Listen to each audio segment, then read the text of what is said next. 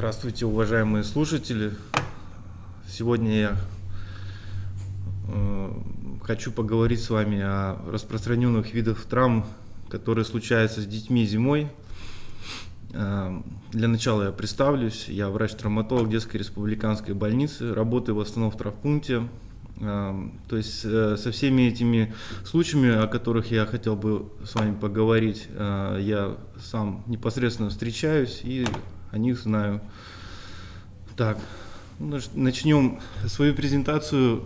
Я заглавил, почему я не катаюсь на ватрушках, так по-простому. Вот. Начнем сразу с результатов некоторых катаний на ватрушек. Вот такие бывают результаты катания на ватрушках. Это перелом голени со смещением. Вот такие бывают результаты неправильного катания на ватрушках. Вот такие бывают результаты неправильного катания на ватрушках.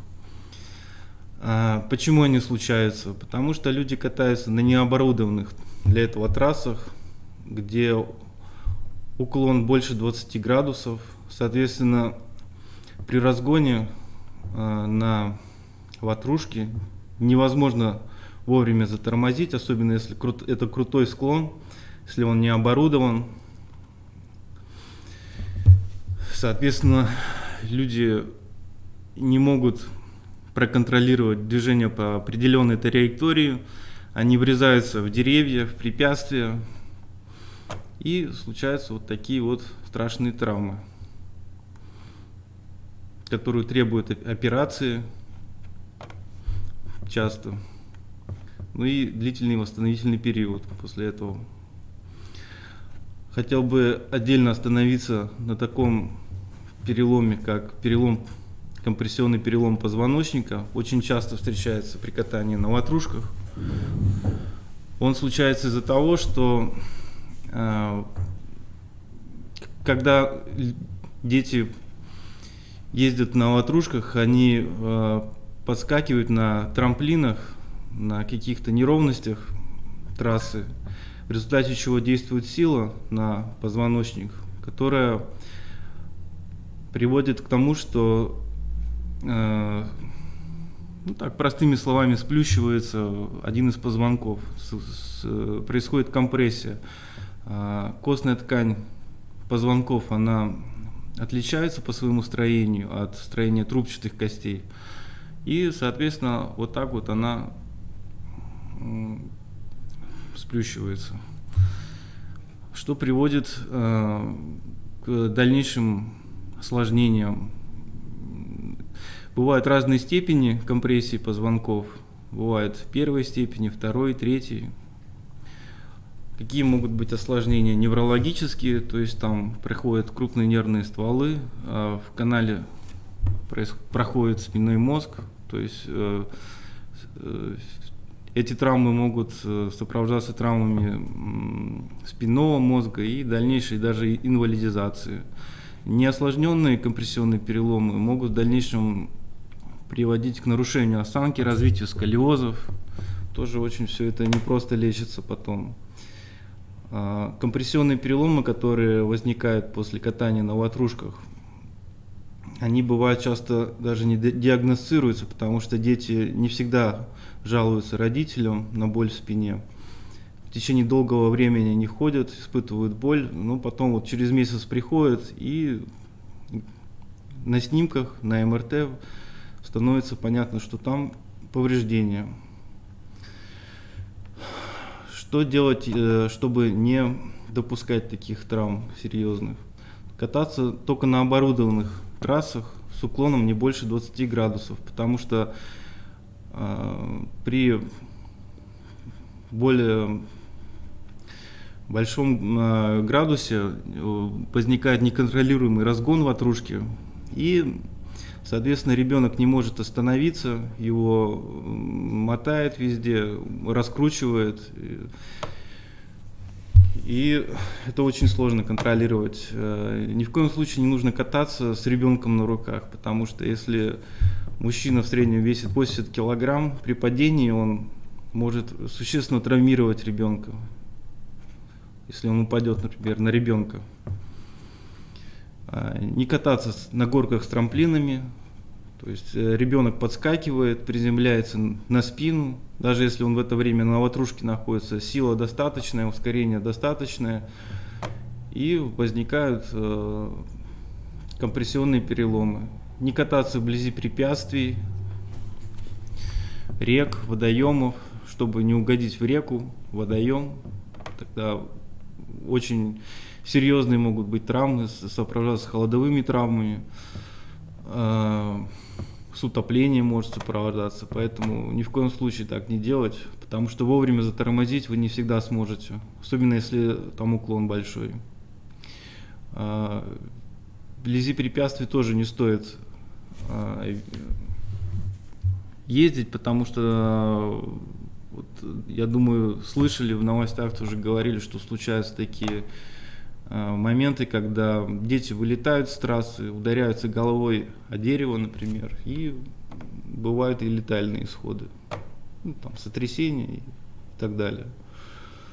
Не надо привязывать ватрушки друг к другу, тоже понятно почему. То есть ватрушки закручиваются, неконтролируемое движение, дети друг об друга ударяются, а если еще и взрослые, то вместе со взрослым это все происходит. И ни в коем случае не цеплять ватрушки к транспортным средствам, потому что разгон большой, по инерции также может быть столкновение со столбами, с какими-то препятствиями. А если это еще и на трассе, то это с другими транспортными средствами. Так, ну тут вроде я все, что хотел, кратко сказал по ватрушкам.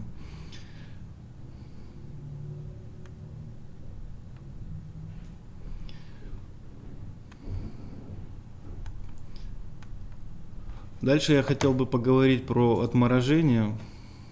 Отморожение – это местная холодовая травма, повреждение тканей в результате действия низких температур. Низкая температура воздействует на ткани, в основном это выступающие какие-то части тела, нос, уши,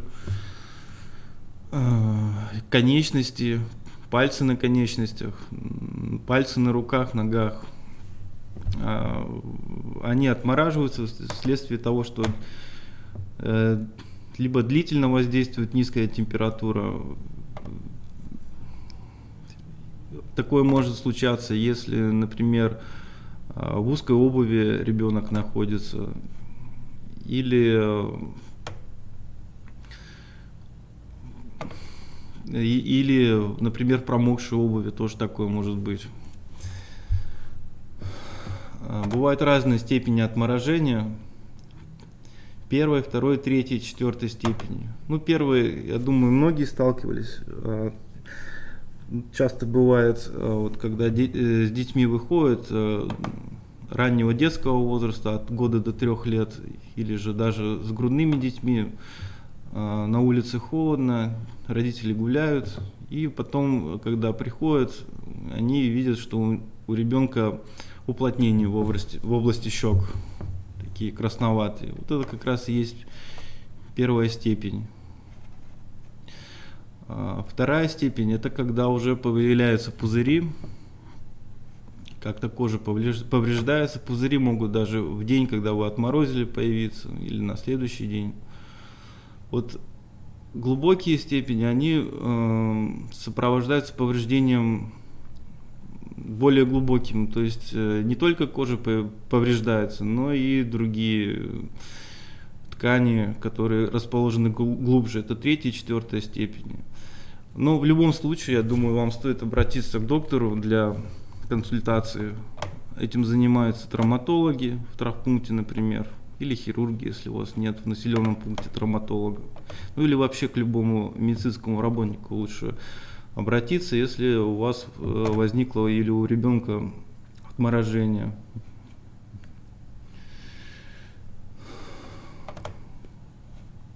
Что нужно делать самим при подозрении, что наступило обморожение? То есть это прекратить контакт с холодом, в теплое помещение нужно завести ребенка, можно дать теплое питье, снять обязательно кольца или браслеты, украшения на руках. Ну, вот как вот здесь, вот, например.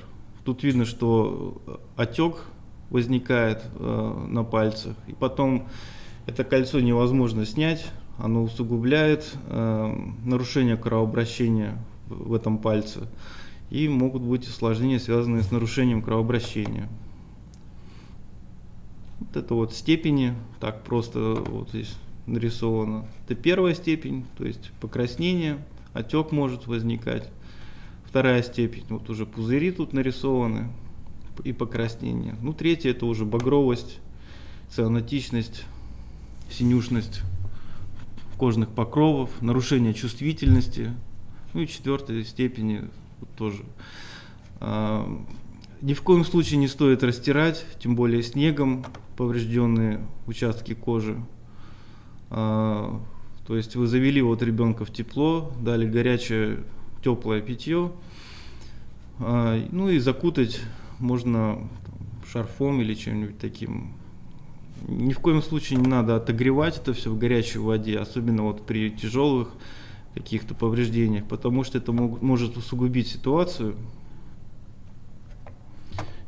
И не плотно замотать, потому что нарушается кровообращение в участках, пораженных кожей и тканях. И это может привести тоже к ухудшению ситуации.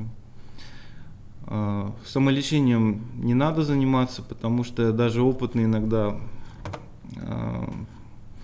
специалисты не могут отличить третью, четвертую, это бывает сложной степени. Надо все-таки обращаться к доктору.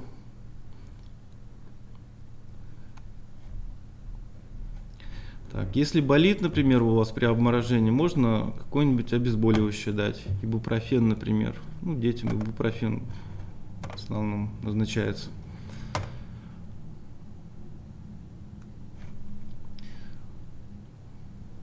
Так, здесь вроде я тоже все сказал, более-менее.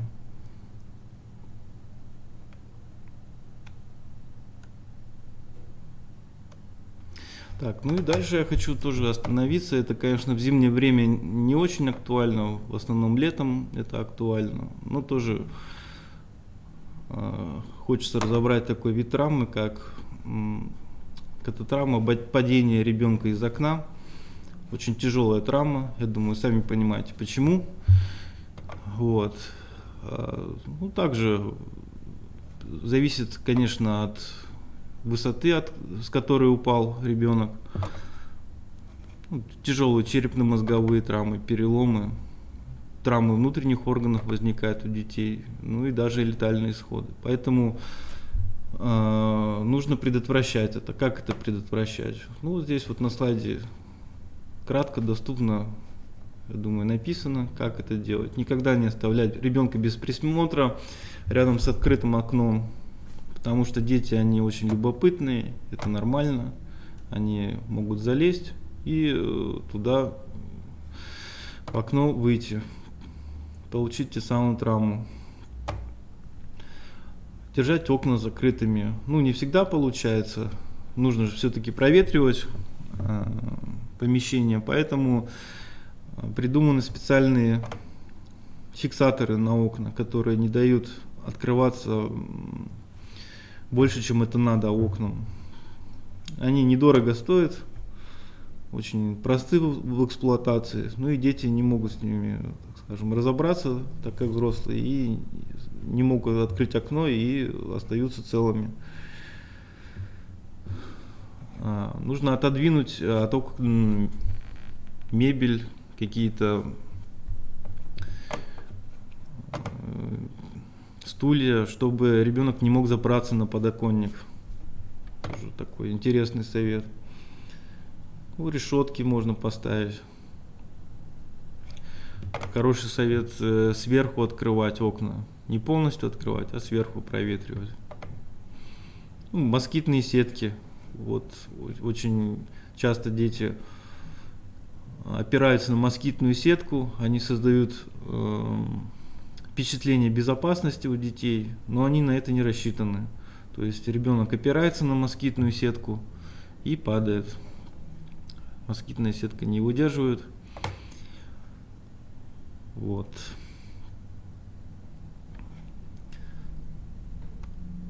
Все, будьте здоровы.